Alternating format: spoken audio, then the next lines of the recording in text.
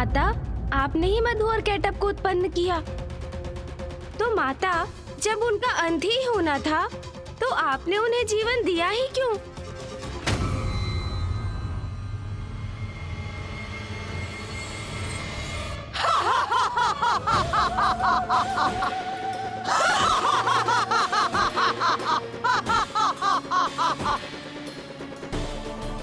माता श्री महाकाली का यह अट्टहास तो भयभीत करने वाला है।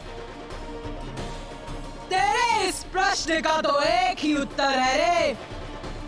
मैं जो भी करती हूँ उसका एक बड़ा कारण होता है। मधु और केटप का अंत इसीलिए होना था क्योंकि उनके अंत से एक नवीन आरंभ होना था। नवीन आरंभ?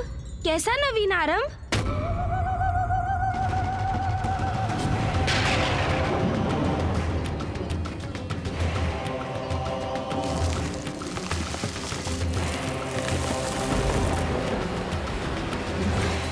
हाँ रे, नवीन आरंभ। क्योंकि मधु और केटप के खंडित शरीरों की मोधनी एक साथ आने से जल पर चलायमान थल के अंश को कठोरता प्राप्त हुई और ये था आरंभ पृथ्वी का।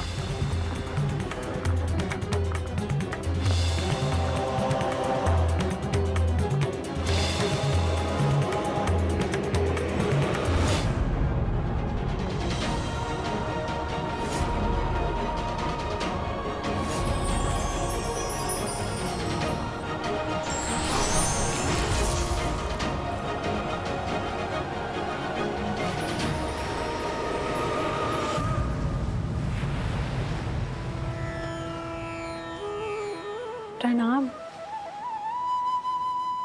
आपका कोटि कोटि धन्यवाद नारायण। आपके ही कारण मधु और केटप के शरीर के मेदिनी से मेरी सतह कठोर हुई है। अब इस पे सृष्टि संभव हो सकेगी। देवी पृथ्वी, धन्यवाद मेरा नहीं, देवी महाकाली का कीजिए, जिनकी लीला से मधु और केटप उत्पन्न हुए और मैंने उनका अंत किया। मैं तो मात्र उनकी लीला में सहायक था। सृष्टि का पुनः निर्माण उन्हीं की लीला का परिणाम है।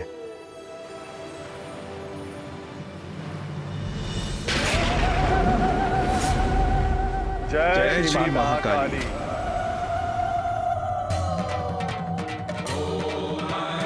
हम कृतार्थ हुए माता, आपकी अद्भुत लीला की और आपकी लीला के परिणाम स्वरूप सृष्टि के पुनर्निर्माण की कथा सुनकर।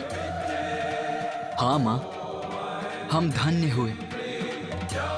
आपकी लीला की कथा सुनने का अवसर जो प्राप्त हुआ हमें, और उससे भी बड़ा सौभाग्य तो ये था कि ये कथा हमें साक्षात आपके श्रीमुख से सुनने का अवसर प्राप्त हुआ।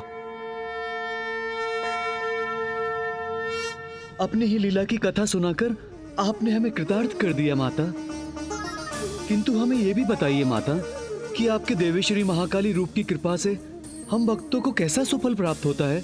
मैं जब श्री महाकाली रूप में अवतरित होती हूँ तो उस समय महादेव महाकाल रूप में मेरे साथ होते हैं। मेरे इस रूप की आराधना से मेरे भक्तों को जीवन के सभी सुख और भोग के सभी साधन प्राप्त होते हैं और उनकी समस्त धर्मोचित मनोकामनाएं पूर्ण होती हैं और उनके जीवन के उपरांत उन्हें मोक्ष प्राप्त होता है। माँ प्रणाम, माँ श्री महाकाली। मशान कालिका काली, भद्रकाली कपालिनी, गुह्यकाली महाकाली, गुरुकुल्ला विरोधिनी, कालिका कालरात्रिश्च, महाकाली नितंबिनी, कालभैरवभार्या च, कुलवर्तम प्रकाशिनी, कामदा कामिनी कन्या, कमनीय स्वरूपिणी, कस्तूरी रस लिप्तांगी, कुंजरेश्वरगामिनी, ककार वर्ण सर्वांगी, कामिनी कामसुंदरी, कामार्ता कामरूपा च, कामधेनु कलावती, कांता कामस्वरूपा च, कामाया कुलकामिनी, कुलीना कुलवर्त्यंबा, दुर्गा दुर्गतिनाशिनी। मेरी प्रथम महाविद्या काली के रूप की कथा अनंत है, इसीलिए अब मैं उसे विराम देती हूँ और अपनी द्वितीय महाविद्या के विषय में बताती हूँ। द्वितीय महाविद्या माता? गणेश, अपने प्रश्नों पर थोड़ा नियंत्रण रखो। कदाचित माता क्रोधित हो रही हैं।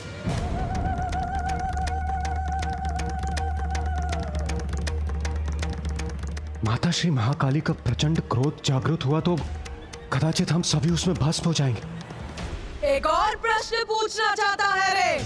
तो पूछ, किंतु तुझसे यही अपेक्षा भी है, क्योंकि जब तक तू मेरा रहस्य जान नहीं जाता, तेरी जिज्ञासा कहाँ शांत होगी रे? पूछ, तेरे मन में क्या प्रश्न है? माता, आप तो अंतर्यामी हैं, सर्वज्ञाता है, तो मेरा प्रश्न भी आपसे छिपा कहाँ है माता? ज्ञात है मुझे, तेरा प्रश्न मुझे अवश्य ज्ञात है, किंतु यहाँ उपस्थित और किसी को नहीं, इसीलिए पूछ ले, पूछ। जो आज्ञा माता। माता, मैं ये समझने में असमर्थ हूँ कि जब संसार में श्री महाकाली का आविर्भाव हो चुका था और उनकी कृपा से पृथ्वी का निर्माण भी आरंभ हो चुका था, तो आपकी द्वितीय महाविद्या रूप की आवश्यकता क्यों हुई? इसमें समझने का जो भी है, मैं पूर्व में ही कह चुकी हूँ गणेश।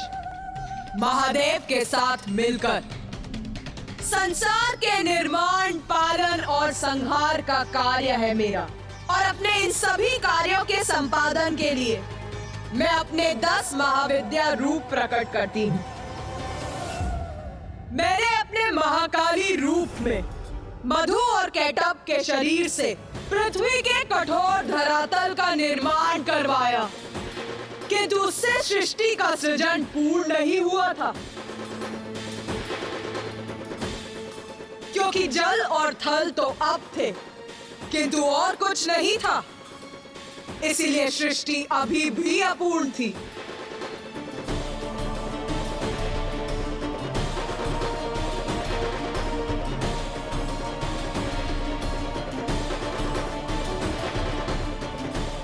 जल और थल के बाद प्राण ऊर्जा प्रदान करने के लिए सूर्य की आवश्यकता थी, जिनकी उत्पत्ति के लिए मैंने अपना देवी तारा स्वरूप धारण किया और महादेव के अक्षोभ्य स्वरूप का प्राकट्य हुआ था। माँ तारा और श्री अक्षोभ्य ही आदित्य सूर्य के सृजन का कारण थे। माता, मैं ये जानने के लिए भी उत्सुक हूँ कि आदित्य सूर्य की रचना आपने कैसे की? तो सुन, ध्यान से सुन।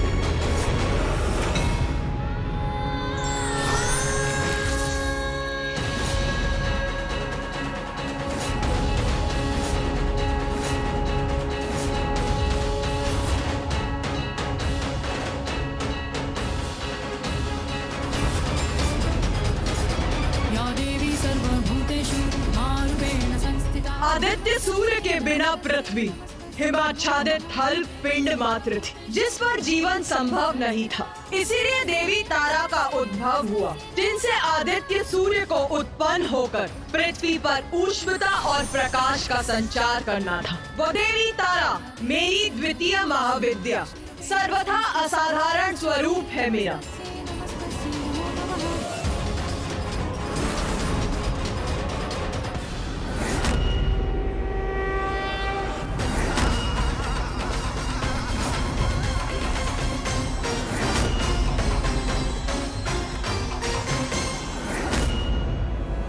क्योंकि देवी तारा ही मेरा वो महाविद्या स्वरूप है जिनमें ऊर्जा, ऊष्मता, प्रकाश उत्पन्न करने का सामर्थ्य है।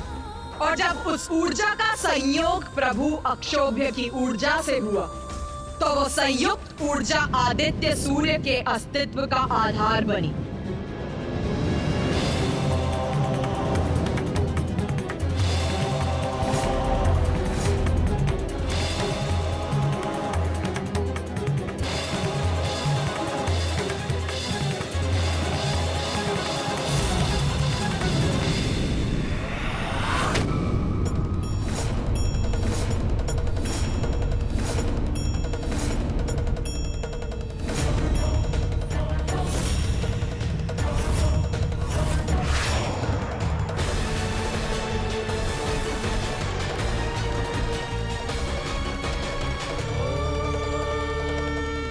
जब देवी तारा और प्रभु अक्षोभ्य की संयुक्त ऊर्जा सागर के जल में समाहित हुई, तो वहां अनेकों प्रज्वलित ऊर्जा पिंड उत्पन्न हुए, जिनसे ऊर्जा का अद्भुत विस्तार हुआ।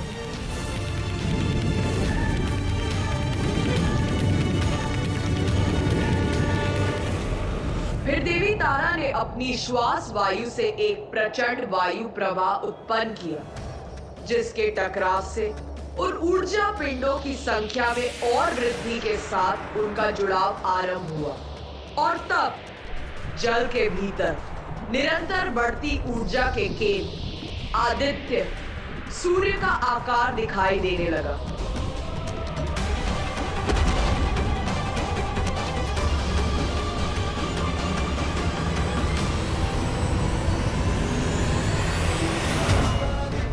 और फिर प्रभु अक्षोभ्य और देवी तारा की ऊर्जा से आदित्य सूर्य प्रस्तुत हुए।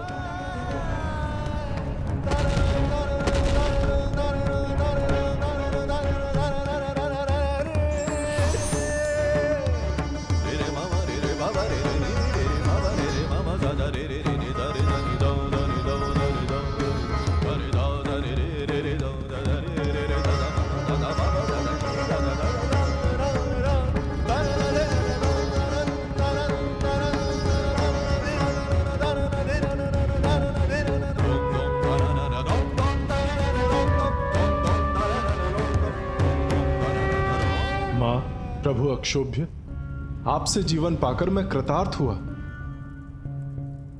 मुझे उत्पन्न करने के लिए आपका कोटि कोटि धन्यवाद। मैंने पृथ्वी पर जीवन का संचार करने के लिए आपको जन्म दिया है। अब आप अपने स्थान पर रहकर सृष्टि को ऊष्मता, प्रकाश और जीवन दायिनी ऊर्जा प्रदान करें। दिवस और रात्रि उत्पन्न करेंगे, पृथ्वी पर ऋतुओं का चक्र स्थापित करेंगे। अब आप प्रस्थान कीजिए और सभी को जीवन देने का अपना दायित्व संभालिए। उचित है मां।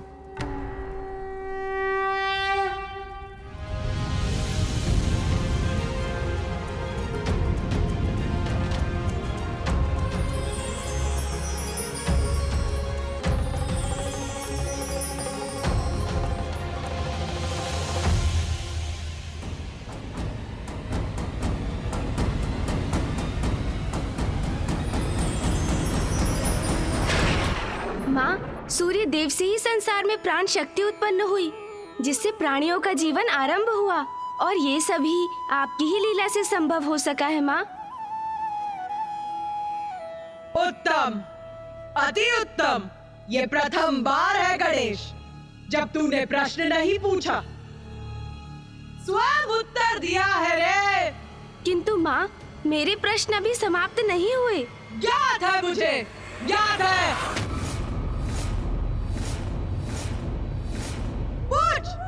पूछ रे। माता, हमें बताइए ना, आपकी द्वितीय महाविद्या स्वरूपनी देवी श्री तारा के नाम का क्या अर्थ है? क्या रहस्य है इसके पीछे माँ? तारा अर्थात जगत को तारने वाली।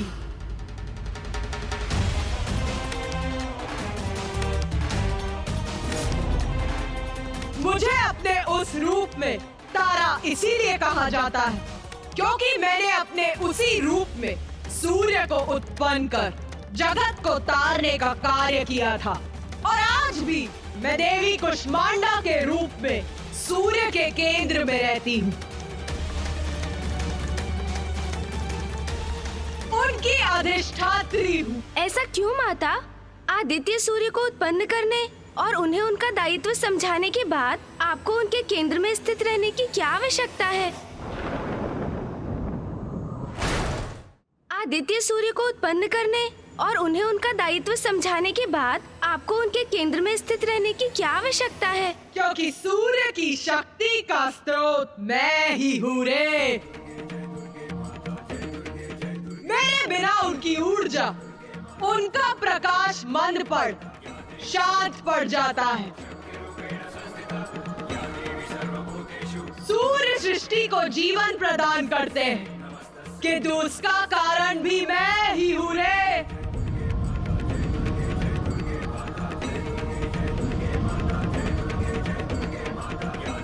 मेरी ही शक्ति उन्हें इसमें समर्थ बनाती है और अपने कुष्मांडा रूप में मैं यही करती हूँ रे। माता, आपने हमें अपने इस नाम का अर्थ तो बता दिया, किंतु अब ये भी बताइए कि बस! मैं जानती हूँ तू क्या पूछना चाहता है रे। यही ना कि महादेव को अक्षोभ्य क्यों कहा जाता है? हाँ माँ।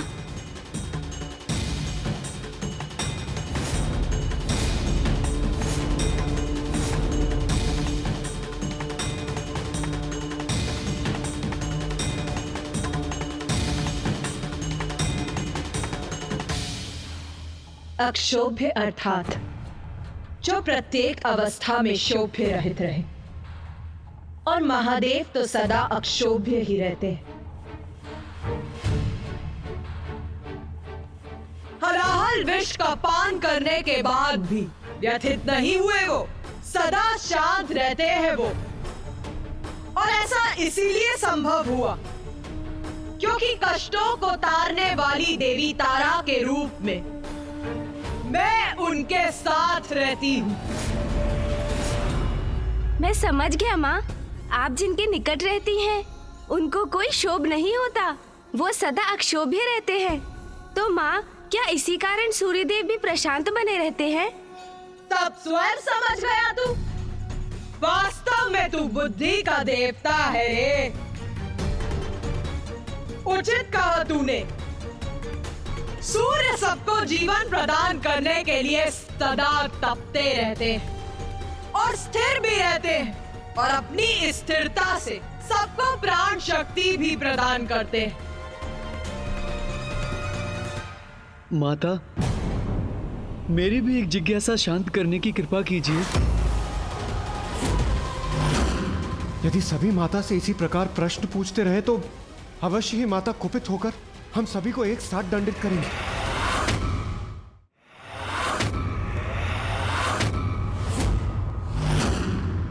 पूछ, तू भी पूछ। क्या है तेरी जिज्ञासा रे? माता, देवी तारा के रूप में आपकी पूजा से हम भक्तों को कौन से सुफल प्राप्त होते हैं, और माँ तारा के रूप में हमें दर्शन भी प्रदान करें माँ।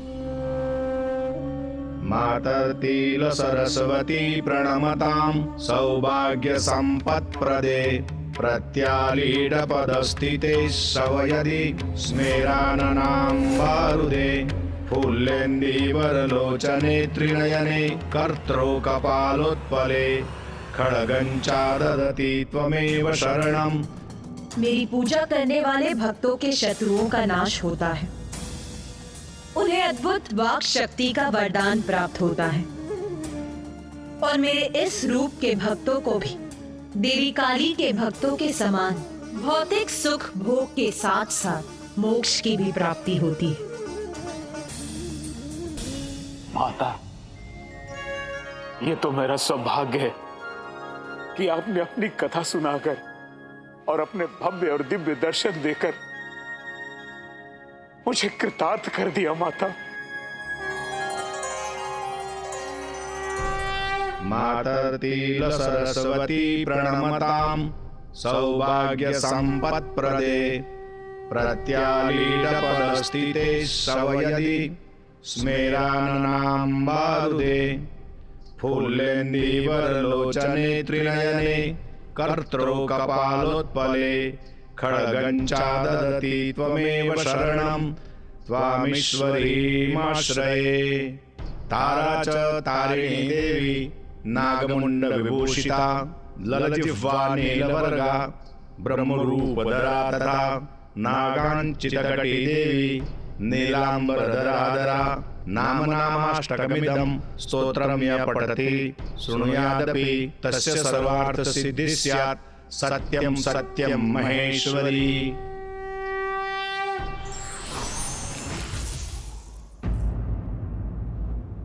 माता, आपने देवी श्री महाकाली रूप में पृथ्वी का निर्माण किया, फिर माँ तारा के रूप में सूर्य देव को उत्पन्न किया। जब पृथ्वी और जीवन के स्रोत सूर्य दोनों की रचना हो चुकी थी, तो आपकी तृतीय महाविद्या की क्या आवश्यकता थी? पृथ्वी, सूर्य, ये पर्याप्त है क्या? मैं कुछ समझा नहीं माता। तृतीय महाविद्या इसीलिए आवश्यक थी क्योंकि सृष्टि अभी भी अपूर्ण थी।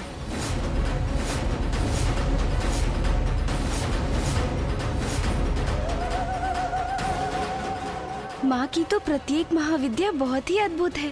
तृतीय महाविद्या में माँ ने कौन सा नया रूप लिया और सृष्टि को क्या प्रदान किया?